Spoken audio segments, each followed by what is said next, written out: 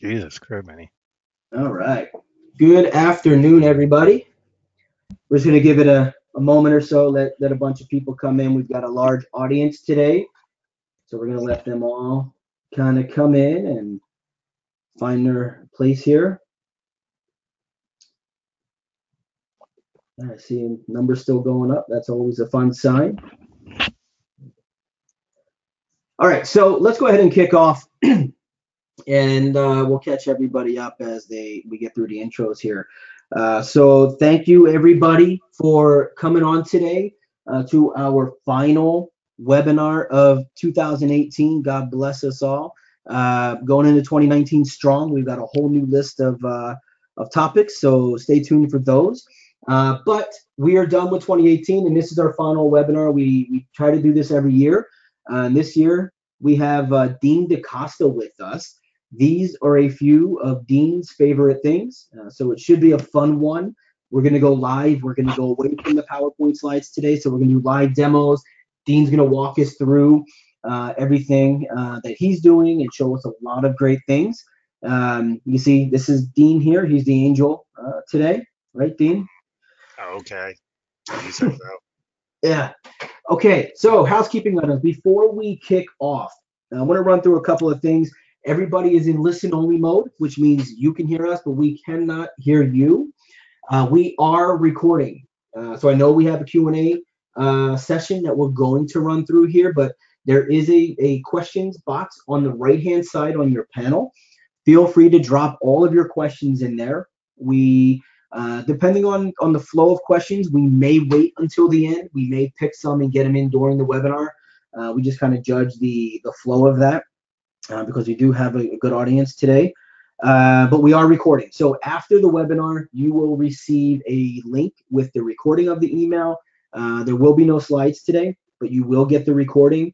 And then, of course, our partner today is eTechie. And so when we send that email, make sure with the recording, make sure you check out some of the offers that eTechie's throwing in there because it's very relevant to, I would say, almost everybody on the call today. So before we go any further, I want to bring in Amanda, who is one of the powerhouses over at eTechie, to come on, say hi, share a little bit about what eTechie does, and then we're going to kick off with a poll and then get rocking here. Amanda, welcome in. Hey, Ryan, thank you. Dean, thanks so much for letting us sponsor today. Yes, ma'am. All right, so Amanda, tell us, what is eTechie? What do you guys do, and why is this relevant today? It's all about technical recruiting. So for everyone on the call, eTechie is a technical interviewing solution. So Amanda, why is this Yeah. important? What's going on?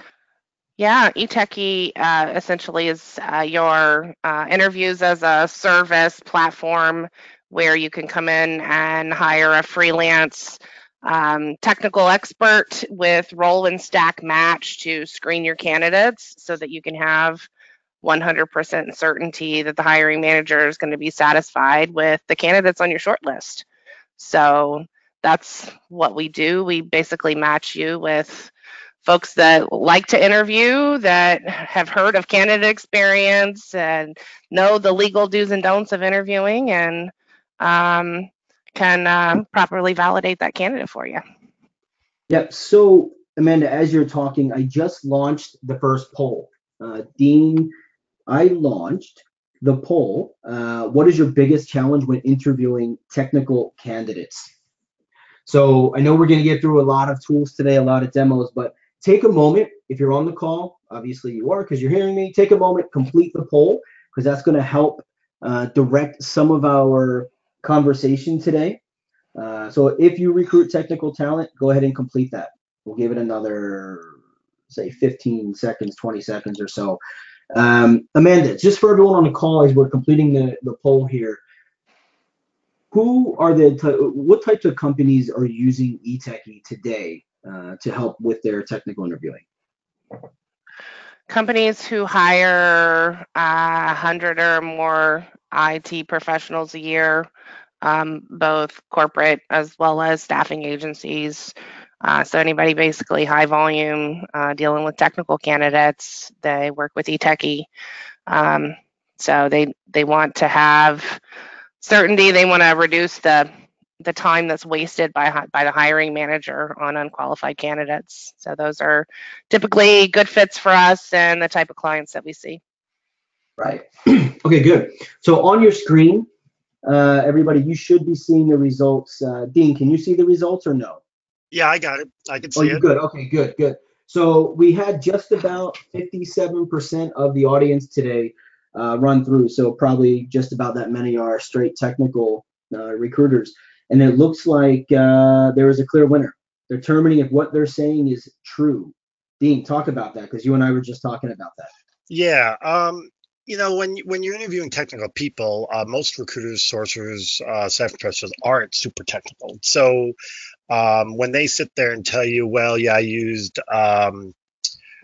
Java to develop a communication protocol that allows me to do this and this, the most recruiters are going to be like, huh, okay, but that answer doesn't tell you if they know Java.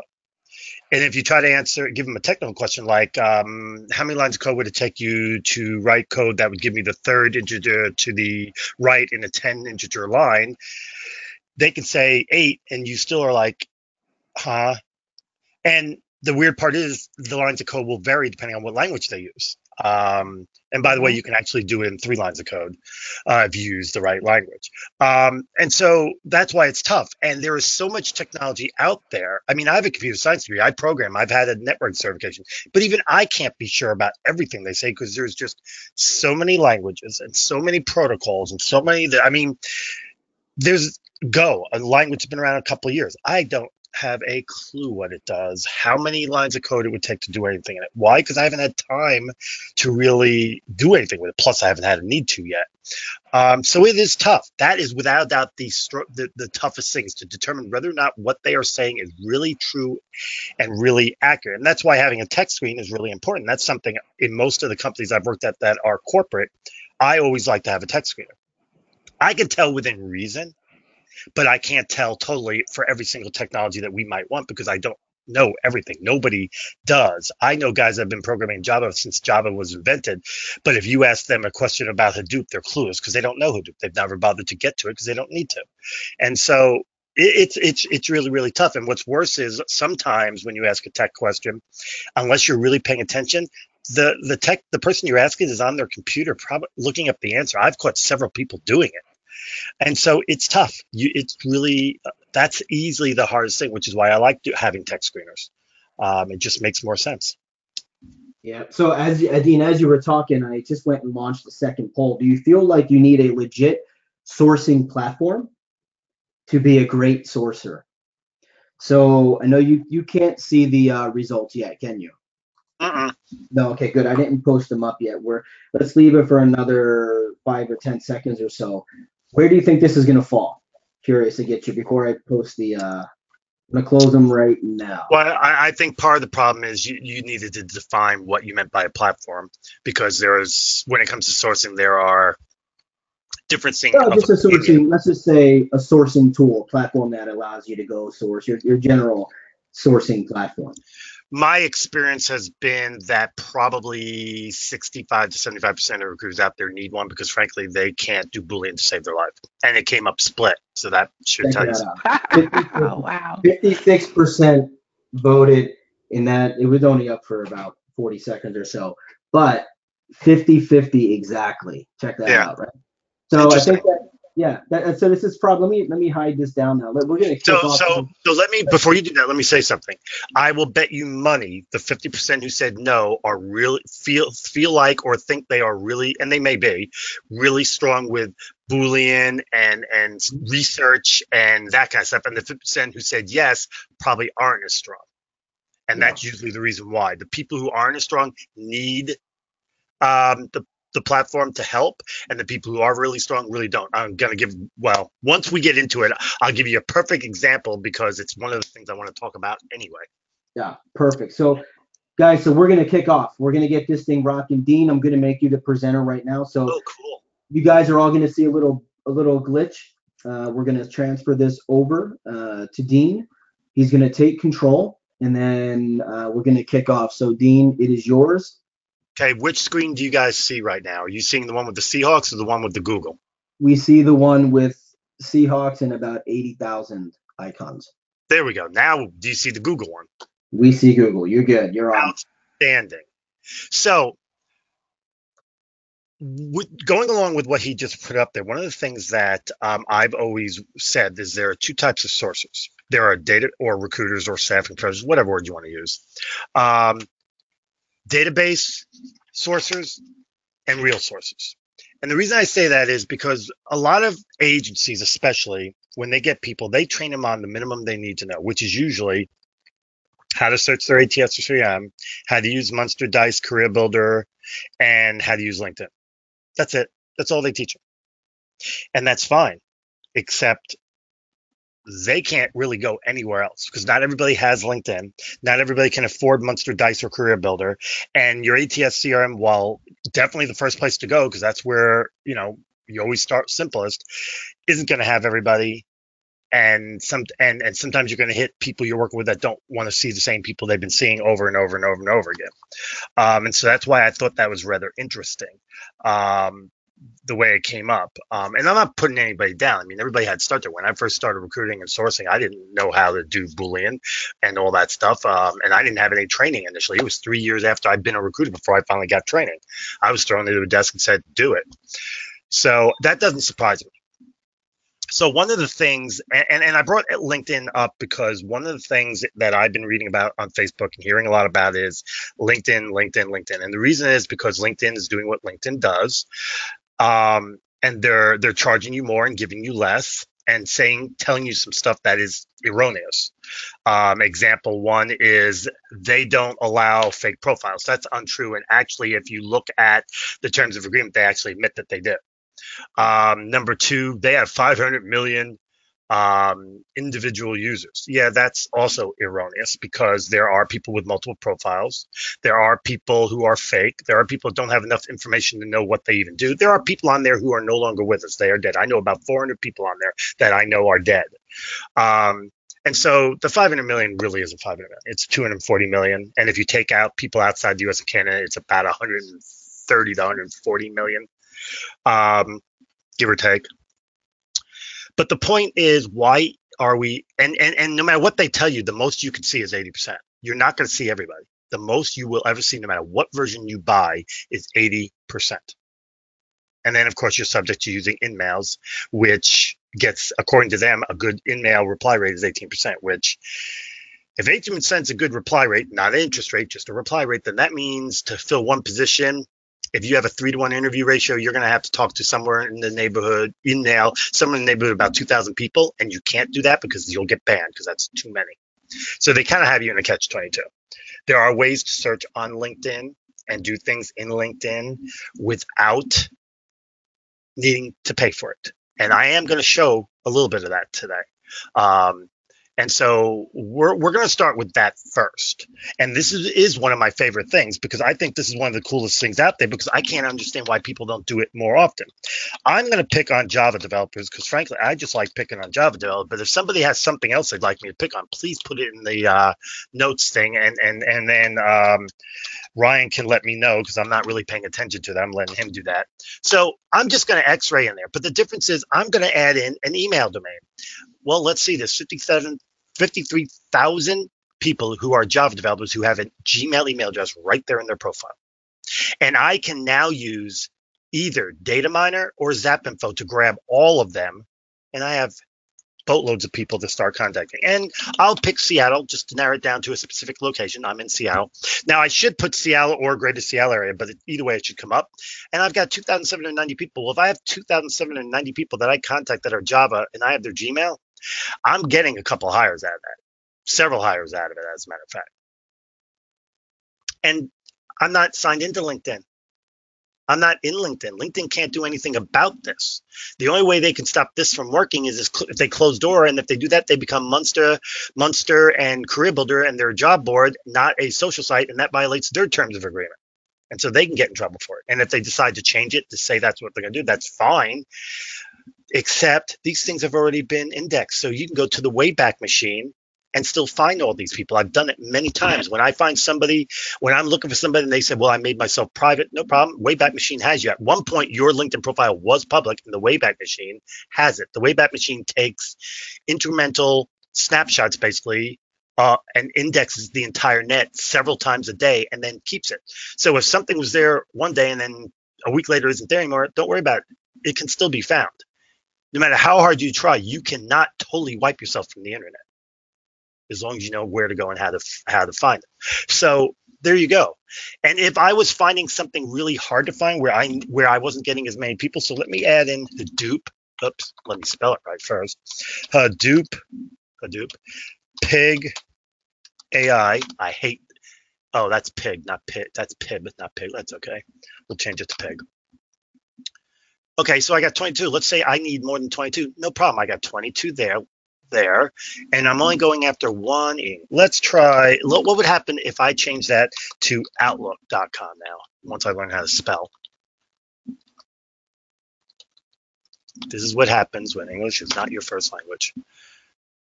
3 more. Now, if I go through all 26 email domains that 95% of all Americans have an email address with, by the time I'm done, I'm probably going to end up with about 200 people, and I'm fine with that. That's 200 people. I'm going to get a higher out of that, and I'm higher out of that. Hey, So I'm Dean, pretty happy with it. as you're going through this, Dean, there's a bunch of people putting in positions to go after, so I can share those if you want. But we do have a question. What tools did he say for extracting this info? And then with a lot of if you hang on a minute, I'll actually show you both real quick, and then we will look at pick one of those positions. Perfect. Because we're not going to have time to do them all. So let's start with Data Miner. Data Miner is a really good tool. And instead of using my recipes that I have, I'm going to look at the public one. These are ones that are always available to you. And we're going to see, let's see, get search, get recipe. Oh, an X-ray search, first name, last name, email. Let's see if that one works. Now, publics don't always work. Wow, look at that. First name, last name, email, public profile, and their summary. And it's a pagination, which means you can grab all 2,709 of them if they're available. There you go.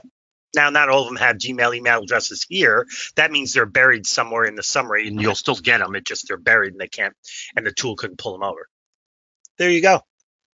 And if Data Miner, you don't want to use Data Miner, use ZapInfo, which is one of my favorite tools, because ZapInfo will also enhance these for you. Look, I got them. They're already here. And I can even have them clip the full record, but I don't recommend you do that because that means you got to go into LinkedIn and LinkedIn will get annoyed with you. But here you go. I can extract all of these, enhance it to get even more information than what's available to me here. I might get a different email, social sites, all sorts of stuff. And I can download them all. I just grabbed 100 of them. So truthfully, I grabbed 100. There's at least 1 or 2 hires in there. And that's just because I get a really good reply rate when I email people. So not everybody if you get a good reply rate, if you get like a 70, 75% reply rate, that should get you 2 hires. If you don't, if you get 30, 40%, that might get you 1.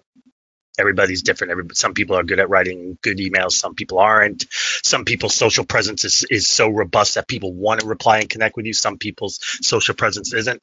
95% of all candidates are going to check you out, and the more robust your social presence is, the more likely you are to reply. I mean, if one recruiter contacts them and they have 20 connections and another recruiter has 20,000 connections, who do you think they're going to reply to? The 20,000, because it can help them the most. So there you go, ZapInfo and Data Miner. I like ZapInfo because it enhances as well. So if some of these that may not have emails that came up as a false positive, which always happens, it can find information for me. Data Miner is a pure scraping tool, which I love. But I love it most when the data is not as organized. This is pretty organized, so ZapInfo works real well. And both tools can work anywhere. It can work in LinkedIn, it can work in Facebook, it can work anywhere. You just need to set them up. And I will talk about Facebook because I think Facebook is the biggest, least used source of talent out there. Facebook has 3.5 billion people. 98.8% of the people on LinkedIn are on Facebook. And the ones that aren't, by the way, are dead. Just so you know, that's the percentage that are dead. At least so far, I haven't found anybody on LinkedIn that's not on Facebook. Now, it may be harder to find them on Facebook, but they're there. Anyway, so give me something we want to look for. All right, a position. All right, let me slide up here. Let's see. We've got, I'll give you a couple you pick. We've got an Android developer with, is it Kotlin experience? So I'm not technical. Let's do that one. I like Android developers with what experience?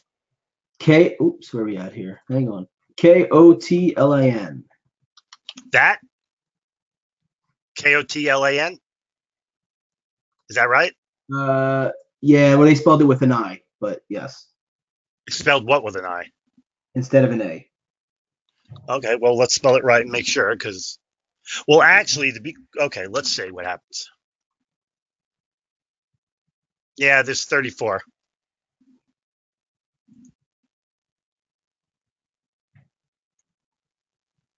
Yeah, there's 34 with Gmail. So this is one where you'll go through all 28 and you'll probably end up with a little over 100. Right. But since you did that, and that's good, assuming that's how that is actually said, let's test something. This is a tool that's called Seekout. And I was going to show you because of one thing that they've got that new that I really, really, really, really like. So I just looked it up, and here, freelance Kotlin Android developer, there's only 4,615 of them. Oh, my God. The difference being I looked for Gmail emails only. Some of these people don't have Gmails, but this tool will find you emails. But that's not why I did this. I wanted to show you something because, frankly, to be honest with you, let me see. Any chance that they have the word Kotlin anywhere in there? No, they don't. I was hoping to find where it didn't. So one thing that this tool did that I liked is they added something, all these little things at the bottom. Let's say I don't know what Python is. I do. You push that and it tells you what Python is right there, which I think is really cool. Because for those of you that are not technical and are like, what the heck is MATLAB? As an example, let's go down here to MATLAB. With this tool, you can actually see what MATLAB is. It'll explain it to you, so now you know what it is.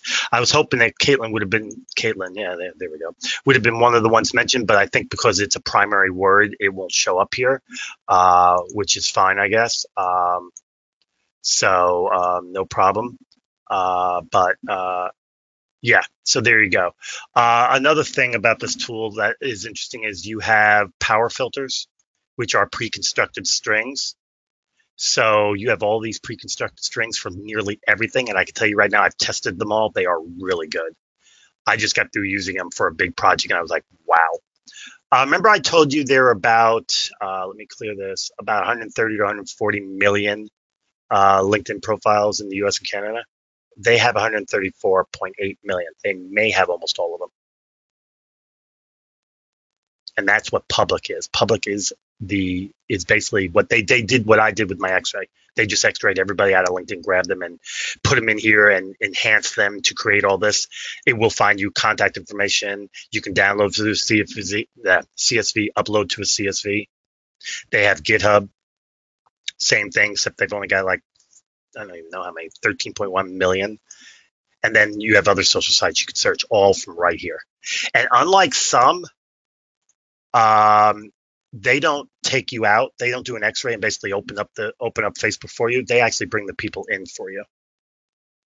And then you can add them to project folders. They'll try to find contact information for you and all sorts of stuff. That's one of the things I really like about this particular tool, because they do a lot. And they also have, I hate saying this because this is not really what any of these things are. So one of the things that I will not miss from 2018, but I'm sure will continue 2019, is the misuse of the term AI. So AI, artificial intelligence, nothing we have is really an AI. It's machine learning on steroids. It's not an AI. You want to think an AI, and I hope you're comic book or science fiction buffs, you got to think of Data. You've got to think of Red Tornado. You've got to think of Amazo, Brainiac. Those are AIs. What we have right now is not an AI. It's machine learning on steroids. If you really want to call it fine, it's a neo AI, which means it's an infant. It's not really an AI yet. None of them are. But AI is the buzzwords. Everybody, AI. Okay, fine. If that's the word we want to use, we'll use it. So one of the things I like about this tool is I think their AI might be, or what they're calling an AI, or what you guys call an AI, might be the best I've ever seen. And I'm going to tell you why.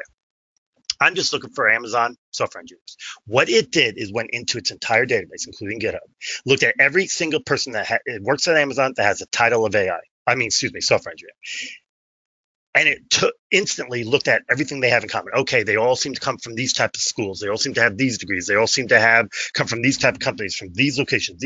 They created a persona. They created the perfect persona for someone that works there. Now, mind you, this is generic software engineer. If I add in Java, now it'll look for Java software engineers that fit Amazon. That means these people are much higher possibility of being hired, because this is exactly the type of people that Amazon looks for. And they brought you back 64,744 people. Hey, Dean, we're getting a lot of questions around email tools, email finders, things like that. Do we have anything around there? Yes. We will be getting to all of that. That's all. I have a big list here of things I want to talk about, and those are all on it. So we will be getting to that. So give me a minute. So, and by the way, you talked about email finder. They have a Chrome extension that works in a lot of sites that will find you emails, right? And here's the emails right here. So it finds you emails addresses, work and personal. I've looked at some of these, not all of them, but a few of them. And so that's what this tool can do. They also have a second AI in a folder. You stick 3 people that are really a good fit for it in a folder, they'll start recommending people that meet the same criteria. So this is a really cool tool. This is Seekout. Most of you probably know about it. Really cool tool. But their AI, and again, when I say AI, I'm really talking machine learning on steroids, is one of the better ones out there. Now, you guys wanted to talk about email finding? Well, I'm on Angel List. I'm looking at Shane Hudson, who is a web developer. You're going to see 2 tools here that can find you content info. One is Context Scout, sitting right over here. And that's the email, and that's where you can bring an email, and that's an email right there. He evidently owns his own site, shanehudson.net. There you go. There's an email for him. Love this tool because it gives you skills. It even gives you social things, which means even if he doesn't have email, I'm like, oh, wow, he's on Angels. We are Twitter. Oh, he's got his own. He has his own website. He's got his own website. Look at that. He's got a GitHub. You can always find an email on GitHub. He's got a LinkedIn. He's got a Facebook. He's got a Medium. He's got 2 GitHubs, evidently. Shane H. Hudson, Shane. Oh, yeah, he's got 2, but he spells them differently. So I'm going to find what I want out of him at some point. There's just no doubt about it. I will find what I want out of him. And I love this tool because of that exact reason. And it works in so many places. It's really interesting. It works. It works in LinkedIn. It works in Facebook. It works AngelList. It works GitHub. Many places. The next one I want to talk to you about is JobJet. I have fallen in love with JobJet because I look at, I work for Lockheed Martin, so I look in a lot of unusual things, and sometimes I don't find emails. But this tool seems to be finding a large percentage of them, like 75% of the ones that other tools aren't finding, it's finding. And again, it also brings up different social sites. It brings up little pieces of information. I can save profiles to different lists and pull the list later, but then I can get contacted. I can get business or personal. Now, I'm not going to use up a credit to do it. You get so many credits free a month, and then after that, you have to pay. But it's a cool tool because it works literally anywhere. And so this is exactly right. I just push that. I'd get my contact info. I'd be good to go. If it doesn't find anything, you don't get charged credit. If it only finds work, you don't get charged 2. You only get 1. If you push personal, you're going to get both personal and work. If you put business, you're only going to get business. But if you push personal and all they have is business, you won't get charged 2 credits. You only get charged the 1 for personal. For business. Excuse me. Once you've got it, you've always got it. It's not like you have to come back and say, okay, I need, what was that email? Oh, I have to use another credit. No, it'll always be there for you. Once you've used credit, you'll always have it. Really cool tool. Now, this one over here, you guys all know Profit. Well, Profit 2 will be coming out soon. And in talking to people, Jeremy and a few others there, it is going to be really good. And it's going to be able to find content information. It's going to be able to make lists for you. It's going to be able to do all that kind of stuff. It's going to be pretty similar to JobJet in some ways. And so I know some of you are thinking, well, if I'm going to have Profit, what do I need JobJet for? You know why? No one tool is going to find all the emails. That's the facts. None. Probably the best tool overall for it prior to being bought by LinkedIn was Connectifier, but even it didn't find them all. So I had other tools available. So I always have more than one tool.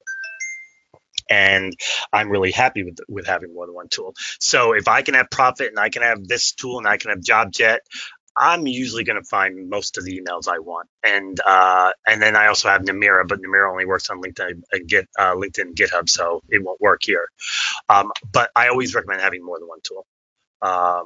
And then, of course, Seekout has an extension that'll show you stuff. HireTool has an extension that'll show you emails. That's free. So there are a lot of tools out there that can show you this type of information. And then these are the Chrome extensions, the quick things. There are other things you can do to find emails that's real simple. If you have somebody like this person here and he's using this username and you see it's the same username he uses at GitHub, at Twitter, he's got an email address associated with it. All you got to do is put it in front of all 26 domains and test them. One of them, at least one, will come back saying it's good email, and that's probably them.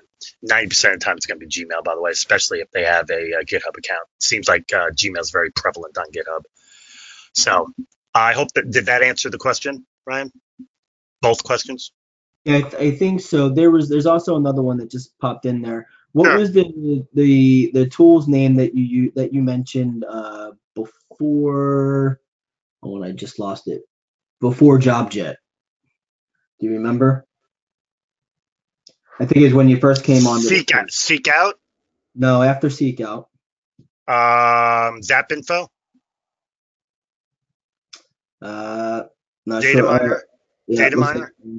But now people are putting them in. Contact Scout, they're all dropping them in. Never mind. Keep going, Dean. Keep going. Yeah, that's what I love about these audiences. They do the work. They're keeping, somebody out there's got it. They're taking copious notes, which is really cool because I speak really fast. So that's it. So we're gonna change pace. I got on my soapbox about AI.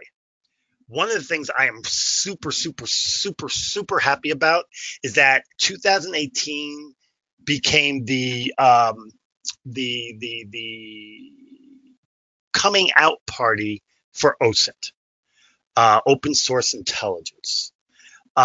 It's been around for a while, and you guys have all been using OSINT tools and sites, but didn't even know it. But it's only recently become known. In spring of 2018, we had a SourceCon in Vegas, and it was all about hacking, and OSINT was very prevalent. I spoke about it. Several people did. In the last SourceCon, again, it got spoken about. At Talent 42, it got spoken about. And you can't really go long on Facebook in the different recruiting and sourcing groups without OSINT being mentioned. And I'm so happy about that because what you guys use, the Facebooks and all this stuff, are level 1 simple OSINT tools. There are things out there that can boggle your mind. And I'm actually going to show you a couple of those things. This is a tool called Spiderfoot. It's an OSINT tool, much more high level than a level 1. I put in my email, one of my emails, and look at all the information it brought back about my emails. There are 29 different social accounts associated to my one email, and they're all mine actually. I'll give you an idea. This is a graph. So I have a MySpace account associated with it. Yeah, I do. I just haven't used it in forever because MySpace turned into a different kind of site than what it used to be. I have a small account, music account. I have a video link. Now, why is this important? Well, you know what? It's important so you know more about the person. Once if you got an email, but you need to understand more about the person. Well, this can tell you all the things. Discus, Twitch, Reddit. I mean, literally everything and anything you can imagine is here. And what's good about this tool, and I'm going into the newsstand, one, it works in Windows, which is phenomenal because there aren't a lot of really good OSINT tools out. And that's how you can tell if it's a really good OSINT tool. If it requires Linux, it's a higher end OSINT tool, 5 or higher. If it doesn't require Linux, it's below 5. This is a below 5, but way above a 1. One of the things when you're looking for a target, you put a name in there, you look for a target, you can do a domain name. Now, what does that mean? A lot of people own domains. And you can always get, you go on there, you're hoping to get an email. You don't, then you do a who is lookup and hope it's there. But the problem is they can pay to hide it.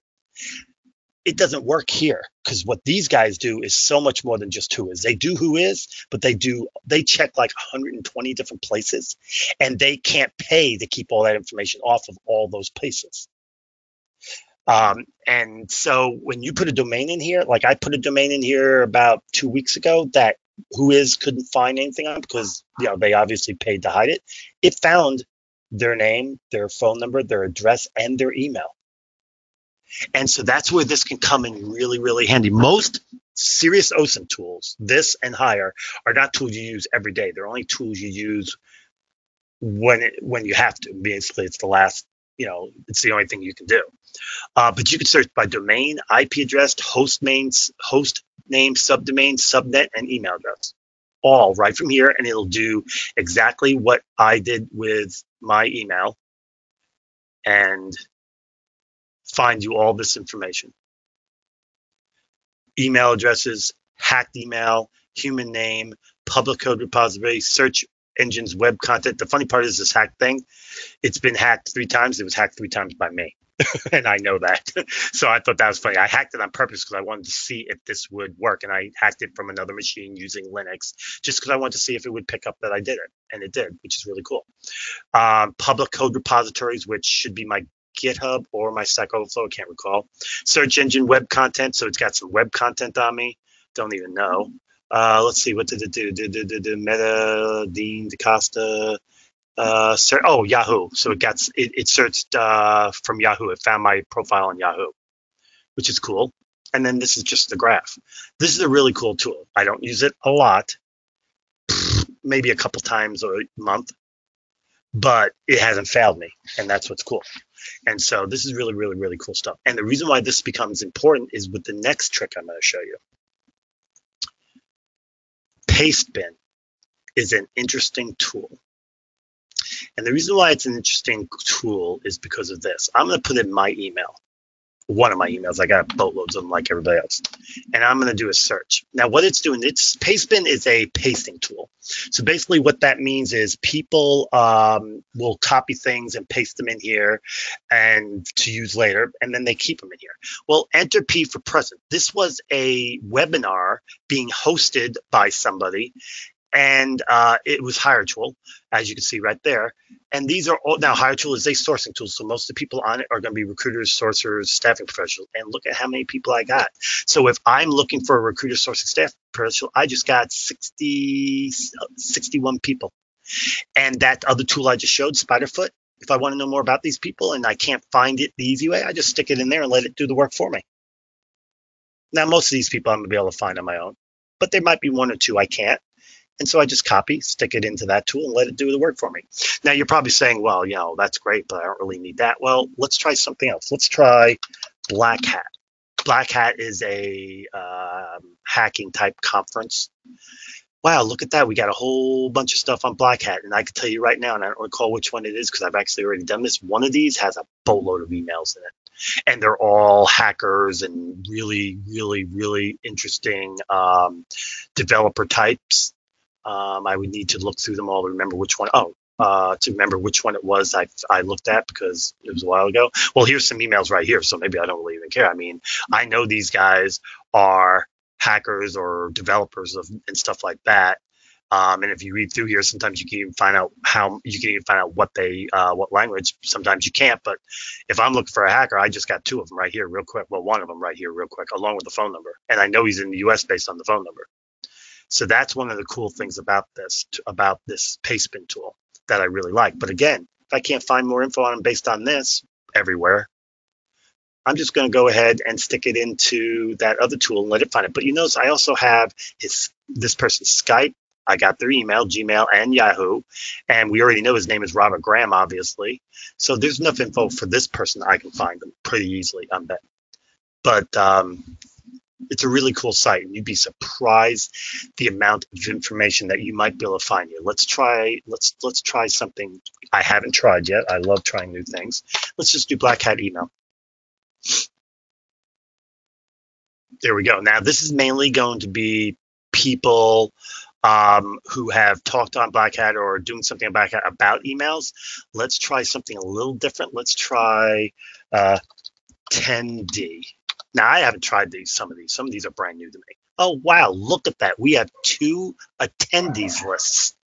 Black Hat oriented attendees list. Microsoft Black Hat Party. So now we have 2 lists of people of attendees that attended some type of Black Hat type of deal, which means they're hackers, senior developer type people, and we can get their emails out of there or enough information at least to figure out who they are and start sourcing. That's how simple using this is. And you might think, wow, there's not a lot of people on there. Yeah, there's more people on there than you really think. When I looked up my email, I seem to recall the one I had, there was like only 1 set up under that email, but when I used one of my other emails, there was like 3 pages worth of stuff, and they were all lists of people who attended webinars and conferences and stuff where I was also at. So you'd be surprised the information you could find there. Any questions before I move on down the road? We do have questions. Let me see if anything is on Pastebin or something here. Just You can see if it's on there. I don't really care. Yeah, we've got a bunch. Okay. Dave, you want to go through them now, or do you want to save them to the end?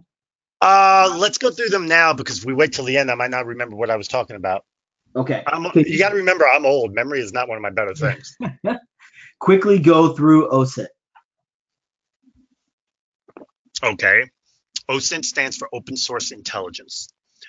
Basically, it's anything out there where you can gain information about somebody or a company or an entity through what's considered to be free searching. So when you X-ray, you're actually doing OSINT, but you're doing it at a very, very small level. When you use a Tor browser, which I'll talk about in a few minutes when I show you this other tool, you're getting higher up on the scale, because now in a Tor browser, you are not being tracked by anybody. You can get access to sites you normally could. You ever go to a site and you're like, you can't get to this site. Basically, you're trying to get to a site that might be for Germany, and because you don't live in Germany, you can't get access to it. Well, with a Tor browser, you can get access to it. You can change your IP address so people don't even know where the heck you live. Sometimes with some of the stuff I do, I actually bounce off like 12 different IP addresses so people can't figure out where I'm at. And that's just because sometimes some of the stuff I do is not stuff I want people to know about. So, but to make it even simpler for you so that you see an actual definition rather than me spouting off and giving you my definition, let's go ahead and actually do it the right way. Open source intelligence is data collected from publicly available sources to be used in intelligence context. There you go. Same thing here. That book, I have it. It's phenomenal. But don't get it unless you really, you got to be able to do some programming. You got to really utilize OSINT, you need to do a little bit of programming. And what I will do if I have time, which I'm hoping to, is I'll show you what I call the granddaddy of them all when it comes to OSINT. I forget there's 2 things. One I call the answer, and the other one I believe, I don't remember what. I have nicknames for these 2 particular things because they're just incredible. And I will try to show them to you, at least show you static shots of them. I'm not going to do it live because I have to get into Linux and that can take time. But that's what OSINT is. So okay. Facebook is OSINT, but it's really, really, really, really, really, really low level. Got it. That Spiderfoot I showed you is a higher level of OSINT, but even it's not super, super high. It's probably a 3, 4. We've got a whole bunch of questions, Dean, around the email comments that you made, around your response rates and what you're using, how to send. So just to kind of sum them all up, there's a few asking, what are you sending in your emails to get such a great response rate? Oh, I offer them $5 million if they reply. No, I'm joking. And then second to that is what tools do you use, and is it sponsored by your company or do you use your own private tools? Okay, so a couple of things. Number one, I can only talk so much about where I work because Lockheed Martin, so there's some things I can say, some things I can't, but we do use tools there to send emails and stuff like that. But what you put in those emails is up to you. And about 8-9 months ago, I was sending emails on behalf of another recruiter, which you can do, and the response and I was sending their email response rate wasn't very good. I decided to use mine, and the response rate shot up over 80%. It's just because the email that I use is something my son and I worked 4 to 6 months creating to make sure it was right, making sure it wouldn't get caught in spam, making sure the subject line was a good subject line, making sure the body was good, make sure it wouldn't offend anybody, making sure it could be read easily by a human as well as a machine. Okay, Google, Alexa, whatever. And a whole bunch of stuff. My son is writing one blog about this exact process. That's going to go on SourceCon sometime in January, February. And so you'll be able to read all about it, and you'll actually see the email we created. So I don't want to say too much more about that. You'll see all the tools that were used to do it, to figure it out, and the A/B testing that was done. For the A/B testing means you send something to a set of people, and you send something else to a set of people, and you kind of gauge which has got the better response. And so you'll be able to see everything. So keep an eye on SourceCon. His name is Jeremy DaCosta. It's written. He hasn't sent it to Shannon yet, but he will be. And so it should probably go up sometime January, February, because I know it's something that they've talked about and they're really excited about. So that's just wait, and you'll be able to see it, because if I take the time to do it now, we're done. We're out of time, and I don't want to do that. There's so many other things I want to show you. But be on the lookout for that article, because it is going to be going up. So speaking of time, Dean, we got about 15 minutes. So, and that's why, that's kind of why I want to get moving. Yeah. So what I want to do is quickly, because I'm actually going to miss out on some things, but I want to do this. I spent time about 6 months ago at 3 a.m. because I don't sleep, playing around. I got so tired of having to say, okay, I want to X-ray into an org. I have to specify the org. I don't want to specify the org. Maybe I want to X-ray into every org out there known to man and God. And so I started playing around to come up with a way to do that. And you might say, well, this makes total sense. Well, no, not really, because if it did, everybody would have done it. I decided it was time to start X-raying to see if there's a way to X-ray into all orgs. And so what I did is I came up with this string. As you see, it's a site:/wildcard.org/resumes. Now, why /resumes? Because I want resumes. So I want that. I could put bio, I could put CV, curriculum vitae, I get all that, but this is what I want. So I decided, you know what? I'm going to go ahead and see what happens. And this is what happened. Because this is exactly the string I decided to use. And lo and behold, as you can see, I was here 8 days ago. That's called Google, when it lets you know how long it's been since you've been on site. I got this, a repository of a boatload of resumes. And I can even break it down by language. But these are all members of the Hacker Society. So that means they're hackers as well. Now, what level hacker? Who knows? Here's another one, resumes galore. And then you might say, well, there's only 47. Yeah, but this one here had like 80 resumes in it. So if each one has 30, that 47 becomes 150 something resumes. 141 resumes, excuse me. And I can go to resume instead of hacker. I can do a whole bunch of things. So then I started thinking, okay, that's good, but what happens if resume is not the word next to here? Let's say if there's something else, who knows what after that. So I said, you know what? Let's see, can I get away with 2 wildcards? Google is funky with the wildcards. Sometimes they work, sometimes they don't. So I said, let's see what happens now. And what do you think happened? I found resumes. But this time you'll notice resume is not the word right next to the org. Instead, it's the second word out. That's usually about as far as you'll see the word resume if it's a resume event. That's usually about as far as you'll see. And so this little string here ended up becoming really cool, really big, and really important, really fast, because a lot of these resumes don't get seen because they're coming from orgs that, I mean, you're really going to think to go look at the MJS org. You probably don't even know what it is, because I know I don't. But you see what I'm saying here? I mean, some of these orgs are just off the wall orgs, and you get a lot of resumes. And so this is something I've told a few people about, and they've used it, and they've loved it. I even talked to people at Lockheed Martin about it. Some people have used it, and they really, really, really like it. Speaking of artificial intelligence, machine learning, there we go. So that's something really, really, really big, and I think it's important that you guys know. And if you guys want to play with it and create other things, knock your socks off. But this is as far as I've decided to go with it, because whenever I tried to get 3 wildcards, Google said, wrong answer, nope. So this is as best I could do. That seems to work really well. So what we're going to do is, I am not going to show you this tool. I am not going to show you this tool because we are going to run out of time. I am going to tell you this.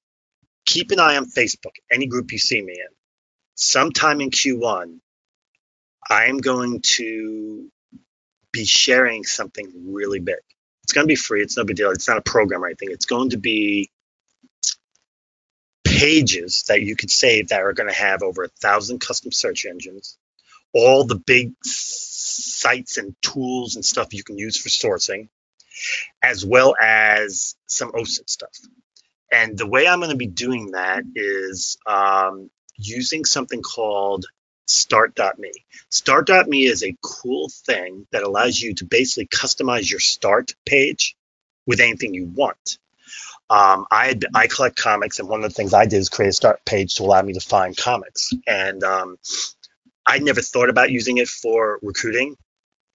And Chris Russell found somebody who created a Start Me page with OSINT. I'm going to go in here real quick just so you can get an idea what I've done. And I believe this was not the page, by the way. These are not public. The ones I have are not public, so don't try to find the ones I've created. The first page he showed me was this OSINT page minus the Dean stuff, because that's my stuff, and a few other things in here I put in here. Anything that's light like this, I put in from other pages. But as you can see, there are a boatload of OSINT tools sitting here, ready to be messed with. What I've done is, one, I've checked all the links to make sure they're all good links, because there was about 20% that weren't good, meaning the tools and sites were no longer there. And I check it about once a quarter.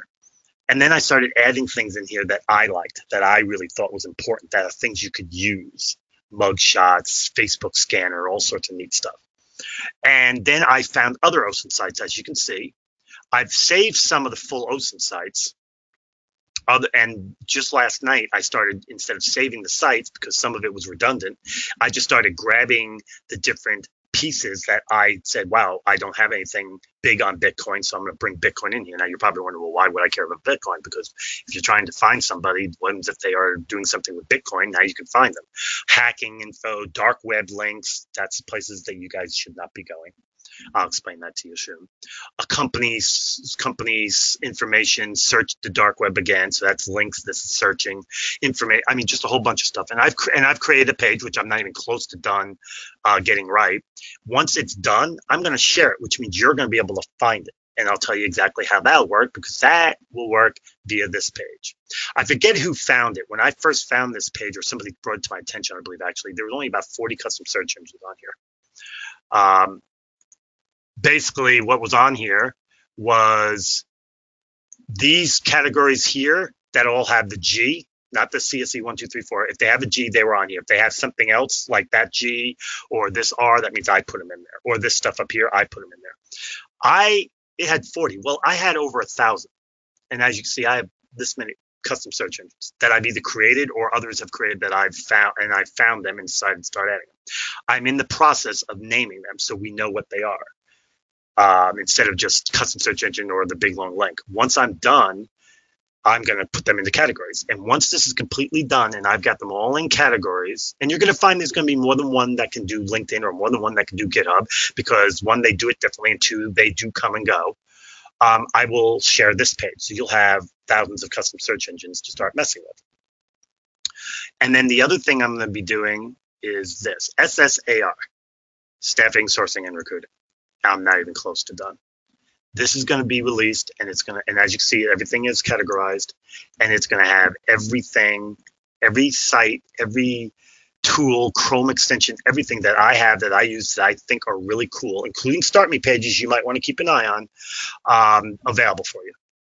but I'm not done. It's gonna probably sometime in Q1 it'll be done, and I will share it, and I'll let everybody know, hey, these things are out there. You can find them now. Here's their names, and all you have to do is find this one first and go right to this Start Me to this particular thing, which is a custom search engine I created to find Start Me pages. And all you gotta do is put in SSAR, and you'll find that particular page. You'll be able to save it by pushing the plus. It will save the page. Up here, it'll say copy of Dean's SSAR, and you can keep it, rename it, do whatever you want with it. But this is all going to be available to you guys probably sometime in Q1. It'll be this one, this one, this one. Those three. This Utopia, the Dean's OSINT, and the Dean's SSR are all going to be available to you guys sometime early Q1. And I will let everybody know via Facebook that they're available. So that's the big thing. It's a lot of work, but I think when it's done, you guys will love it. And a whole bunch of people on Facebook are just messing around. But I think you guys will love it because I think it'll help you guys tremendously. Let me, in the 5 minutes I have left, show you the two things that I wanted to show you. See, this is why I never have this pre-planned, because it never goes the way I want it to. It always goes differently. So this was my presentation at SourceCon. Okay, that's not the one. That's it. Social detective and upfront. Social detective is someone who's standardized detective practice. I'm going to go through this really quick to get to what you guys really want to see. Open source intelligence. There's the definition. Examples of OSINT, there's a bunch of them. And if you guys would like a copy of the presentation, email me and I'll give it to you. Point of note, don't ask me for my email. Y'all are recruiters, sources, and staff professionals. If you can't find my email, it's time to find a new job, because I try really hard to make myself easily accessible for people. So if you just Google me, the very first one's probably my LinkedIn profile, and my email's right there.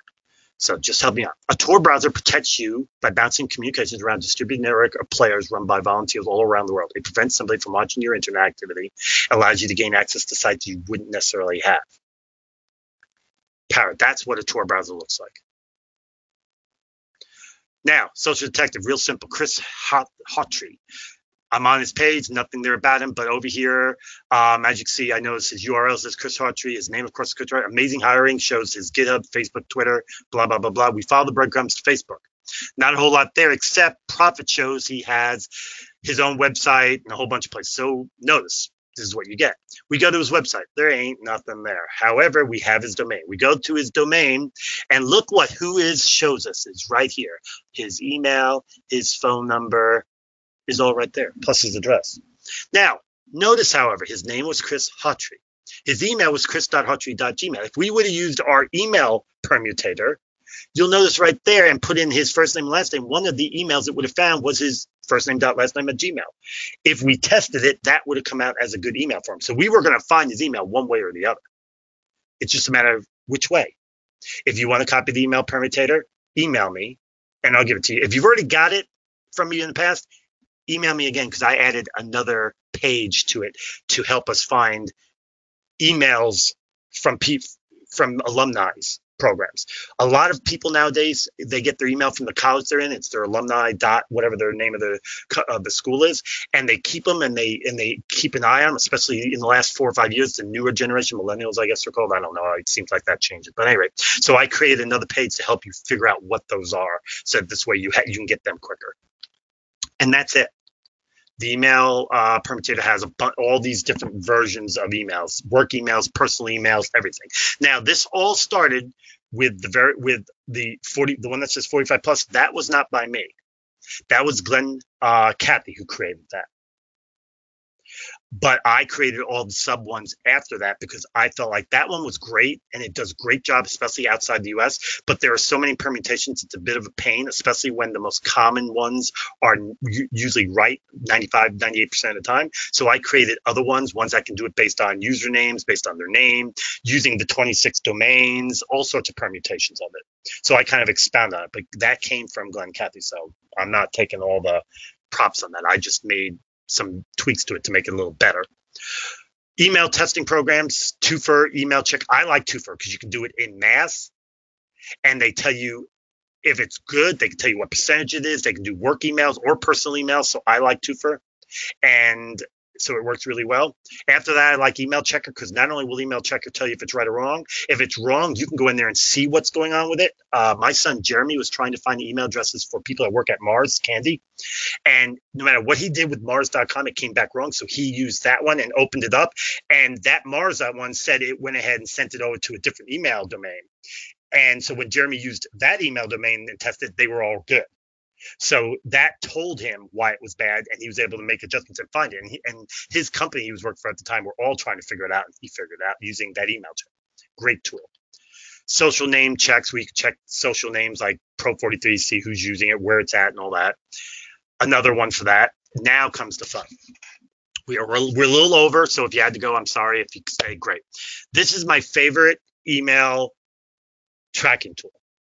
It works in Gmail. And the reason it's my favorite is look at what it did. Not only did it tell me it got delivered, it told me if it was a desktop or a laptop, it told me what operating system, what email system, and exactly where they were when it was opened. Exactly. Hey, Dean, let me cut in for just 1 second here. I'm gonna let you get right back to it. Guys, I know we are over. Getting a bunch of messages here to say, can we continue? So I'm gonna let Dean finish out and do what he does. We will have this recording up on the site very soon. You'll all get an email link to it. So check that out. Also, if you're not part of the 12 days of sourcing, check that out. I'll send that link in there as well. But if you got to go. You'll get a link. If not, stay on. We'll finish up, and then if Dean still has time, we will answer some of those questions that we have queued up. Go ahead, Dean. All right. So this is one of my. It's a Chrome extension. You can get it in Chrome, but it's incredibly good because it gives you so much information. I'd used it, and I'm like, Hawaii. What the heck? Oh, he's on vacation. So I sent. So I like, okay, I'll give it a week. Send another follow on. He was back. He replied. And he said, so sorry, I was on vacation. And I'm snickering in the background like, yeah, I already knew that. Thanks. But I already knew. Really cool. Let's see why did that not switch. Okay. There we go. I'm not going to get into that or that. This is a place called IntelliTechniques. They're an OSINT place, and they've created a bunch of tools to help you search different things. Facebook, Twitter, Instagram. It can be a little confusing to use, but it's not bad. It does a pretty good job. That book I told you is really good. These are the same people. There's a browser extension, Open Source Intelligence, that will get you access to different OSINT tools that you can utilize when you're on a page to find an email or what have you, or whatever you want to do. Now we're going to get into the cool stuff. This is now we're in the level 6 and higher OSINT tools. I put OSINT tools in 1 through 10 category. Now we're in the higher levels. Creepy.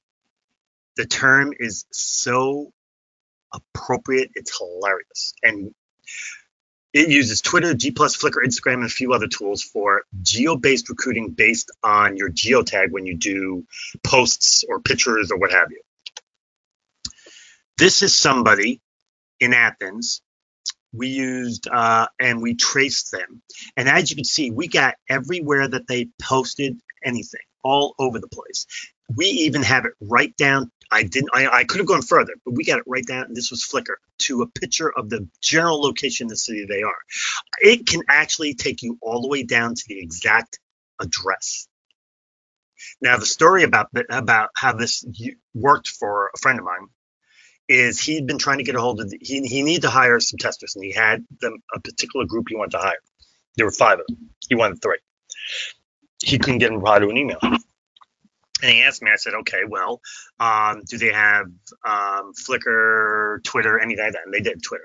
I said, cool, get me a Twitter handle.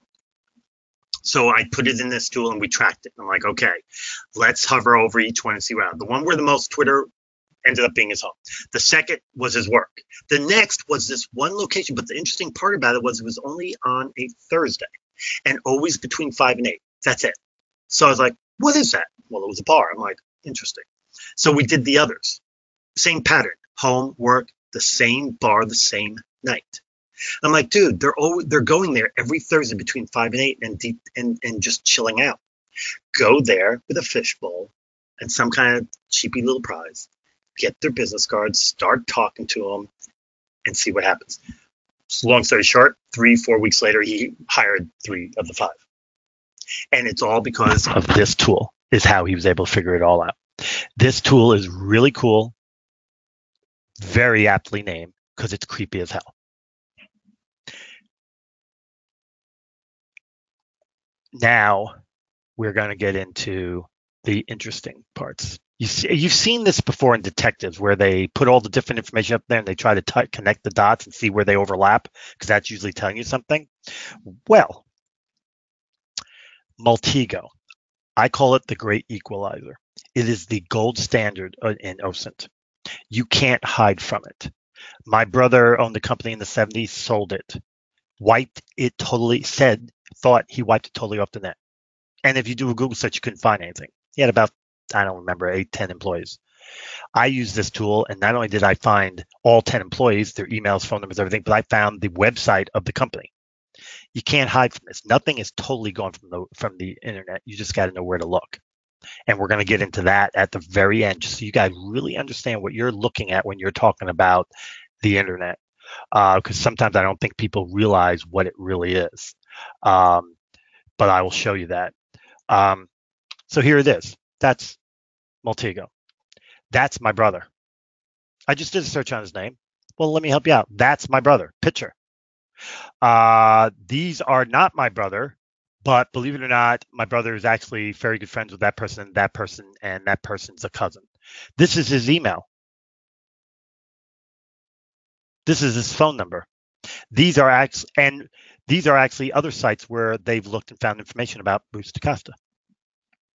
And you see these arrows. I can make an arrow to go from here to his email, to his phone number, and to his Hotmail, and put them together and rerun it, and it will bring me back the same types of information, but only based on those 3 pieces of info, which means I'll have everything about him. Whatever Spokeo page that fits the bill will go over there. Whatever People Smart, everything. You can't hide from it. There's an example of what I did. You can't hide from this tool. It will always find you. Here's his LinkedIn profile right here, by the way. That's actually his LinkedIn profile. It comes right over here, snippet, showing it. You just can't hide from it. It is one of the best tools out there. And when I said gold standard, that's not my words. That's the accepted view out there in the OSINT world. I just called it the answer. I believe I called it, the great equalizer, because to me, it's the great equalizer. You can't hide from it. So next on the list, now, Maltego uses something called transformers. You can create them in Python. But before you even bother learning to code and do it, let me remind you, look in GitHub. There's 182 repositories for Maltego, and they're all different transformers that will give Maltego extra capability. And every one of them tells you how easy it is to add them to Maltego. It's really easy. So don't try to recreate the wheel. I never understood people. I can program, but before I do it, I go on GitHub, Stack Overflow, and other things and see if something's already been created close to what I want. Sometimes it's exactly what I want. Sometimes it's close. All I have to do is change a website that it's supposed to go to, or an Excel sheet it's supposed to take it from. But I would much rather not recreate an entire program from scratch if I don't have to. Now, mind you, I do pay attention to who created these things and make sure that they are rated very high in their programming skills to make sure they're legit. But don't recreate the wheel. Buscado, the answer. It's the answer to any question you got about OSINT. Doesn't matter what it is. It's the answer. It works in Linux. It has a custom version of Firefox, which has nothing but OSINT tools. A custom version of Chrome, also nothing but OSINT tools. And you can add extensions. It has a Tor browser, custom video manipulation utilities, custom video downloads. You can download any video. Maltego's in there. Creepy's in there. Some of these other tools are really, really, really, really, really cool tools. HTT track can literally copy an entire web page, and I could copy the entire Microsoft website if I wanted to with it. But just to give you an idea with HTT track, I will go back because I skipped over it on purpose.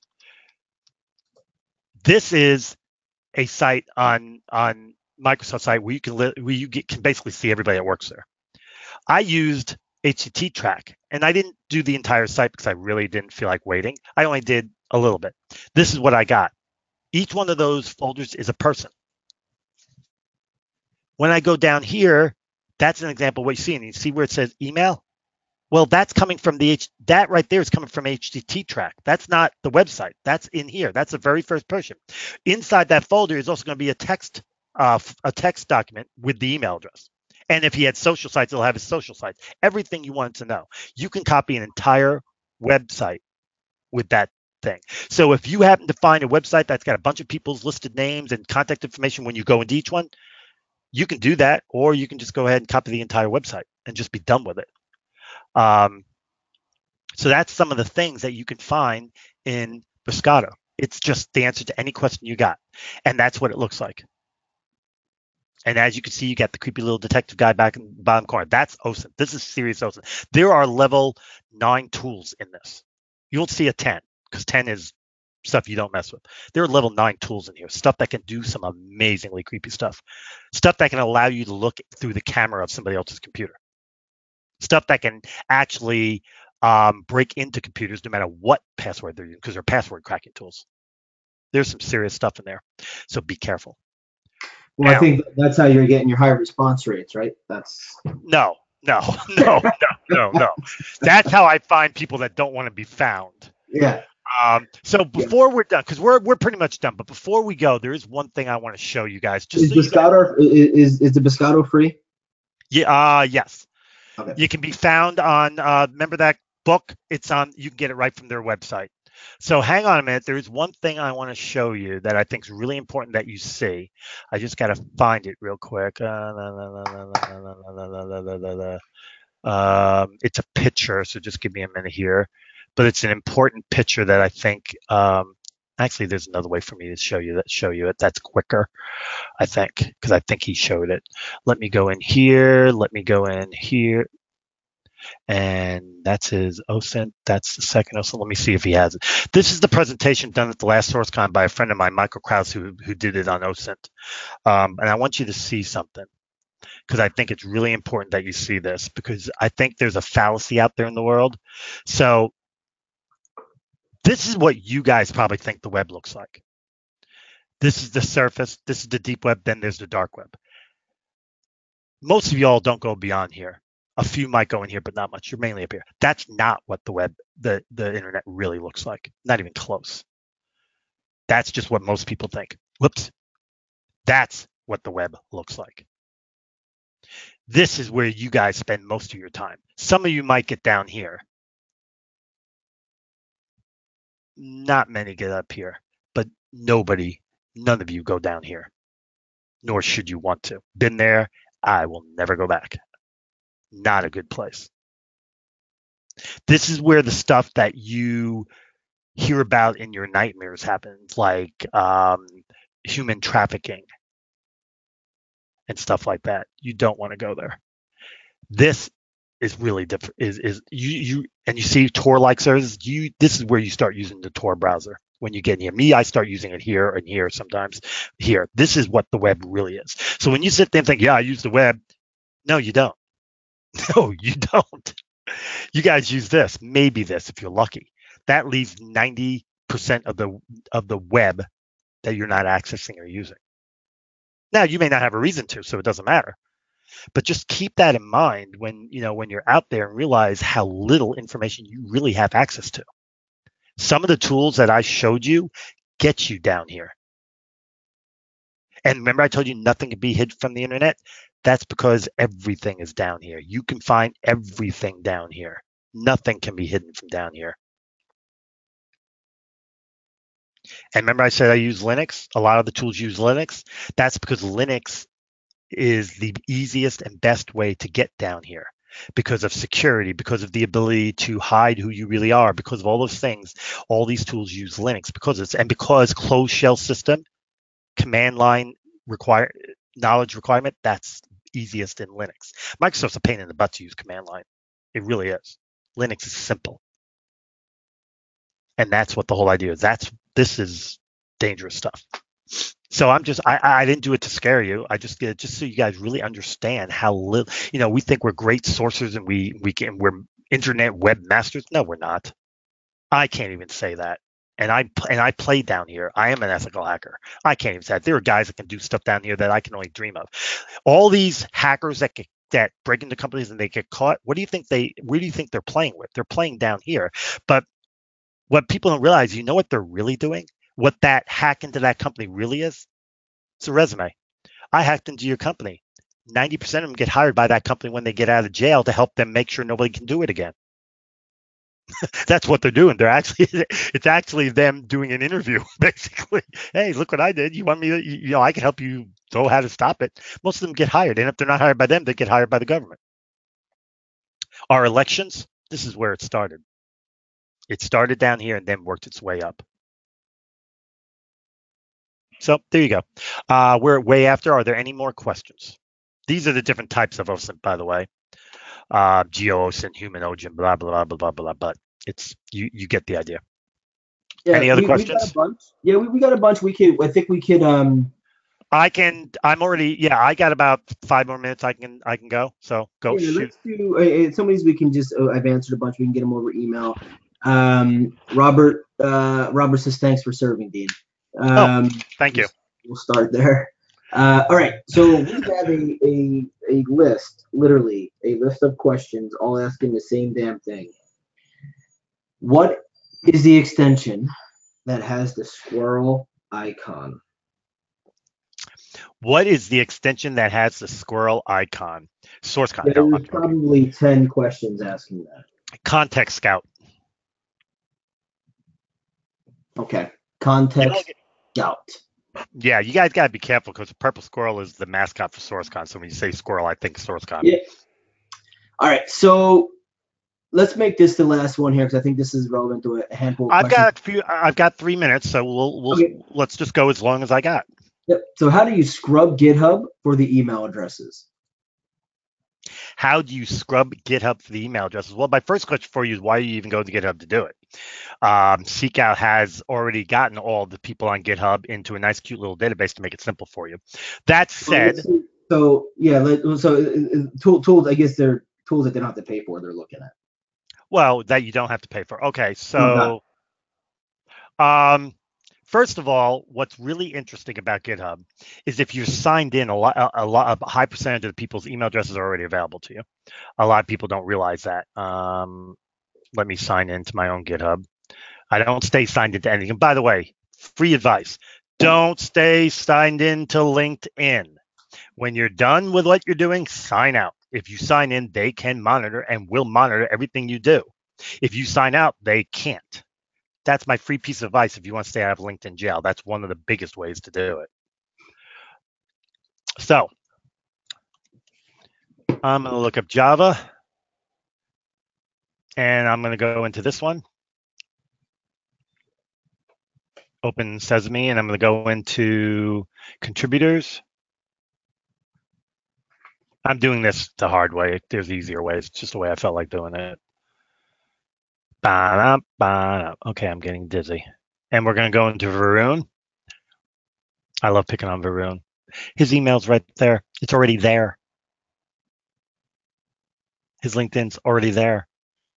Now, there are tools you can use that can get you emails. Like Keto, you have paid for it, but it's only $1.95. And then there are a few other tools that can get you access to emails in GitHub. Context Scout works in GitHub, so there's his email. JobJet works in GitHub. Numera works in GitHub.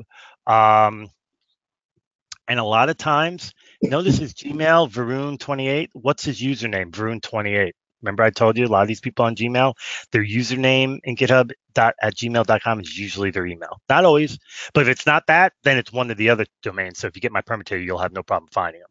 Even before all these tools, I was able to find somewhere between 70 and 80% of their emails. So it really didn't matter to me. And I believe Profit works in here too. The new Profit definitely will. Okay. So, Dean, let's make this one the last question. Angie Gresh. So, what are the best ways to find veterans? We hire just military folks, but I work for a nonprofit. It looks like she works for Easter Seals. Well, the easiest way to hire veterans is go to a veteran site rather than going to that might have veterans on it. And for that, the easiest way to figure that out, I hate self-promoting, but there's two ways. Number one, buy my book because I have a huge section in there on veteran and how to find them, a bunch of it. You can get that on Amazon, the Book of Recruiting to Cost Style. It's like $12.99. So that's one thing. I have a huge section in there on veterans. Also, you go to my website, thesearch30.weebly.com, and you go into vets, Look at all the information we have here on veteran hiring. Yep. A And lot of guys, these are a we'll lot of send these that are to you. a lot of these are sites that actually allow you to find veterans. This is a slide share to my military veteran thing, and there are here. Hang on, I'll show you real quick. But that you can get this right from that slide. Um, Hang on a minute. Let me open the PowerPoint. And for everybody And everyone that's on the call right now, we'll gather a couple of those links to Dean's site so that you have it, and that'll be in the email as well. let me right here. So first of all, you want to find veterans. Here's a string. That is every single permutation. If you're a veteran, you're going to put Army veteran something on your resume or profile. You can't do all of these at once because it's too big, but guess what? That's all of them. By the way, make sure you get rid of the word Old Navy, Salvation, and Credit, unless you want Credit Union, Salvation Army, and the Old Navy store. But this is it. This will get you, if they have it in their resume, profile, social link, this will find it because this is all of them. Organizations, different versions of U.S. Air Force, United States, whatever. And then if you need clearances, this is the best one for that as well. But this presentation is available from my website. It's actually right there. So you can just download the presentation as well. Okay. So Dean, if you could send me those links, we'll get them out to everybody there. Well, I'll grab them right there. Yeah, I was going to say you need my link to my webpage. It's right there. I'll just go ahead and grab it. So awesome, Dean. Thank you so much for today and staying over. Amanda had a drop off from eTechie, but Amanda, thank you very much. eTechie, thank you for making this all possible. And we had a great session, guys. So thank you to everyone who took the time to come out today. This is our last webinar for 2018.